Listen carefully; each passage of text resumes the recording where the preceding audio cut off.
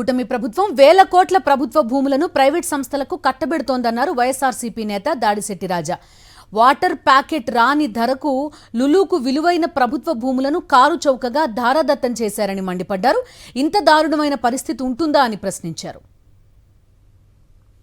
వేలాది ఎకరాలు లూలుకి అప్పనంగా రాసిచ్చేస్తున్నారు. ఈ రాష్ట్రంలో ఎవరికన్నా ఎంప్లాయ్మెంట్ ఇచ్చి ఏ రాష్ట్రంలోనే చూసుకోండి, భారతదేశంలో కానీ మలేషియాలో కానీ, మలేషియాలో కూడా లోకల్ వాళ్ళకి ఎంప్లాయ్మెంట్ ఎవరైనా లూలు వారు కేరళ నుంచి వెళ్తారు. కేరళ నుంచి వెళ్ళి అక్కడ వర్క్ చేస్తారు. 99 పైసలు అంటున్నాడు, ఓ చిట్ ఫండ్ కంపెనీకి ఇస్తున్నాడు, సత్వా రియల్ ఎస్టేట్ ఇస్తున్నాడు, వేలాది మందికి ఉపాధి అంటున్నాడు. ఎన్నాళ్ళు ఉంటుంది రియల్ ఎస్టేట్ కంపెనీ? ఓ బిల్డింగ్ కడితే ఓ సంవత్సరంన్నర ఉపాధి ఉంటుంది. ఎవరికి? మేస్త్రులకి, కూలీలకి, సెంటరింగ్ మేస్త్రులకి. ఆ తర్వాత ఉపాధి ఉండదు. ఆడు కట్టిన అన్నీ అమ్మేసుకుని పోతాడు, పట్టుపోతాడే. మరి వాళ్ళకి ఎందుకు అలాగా?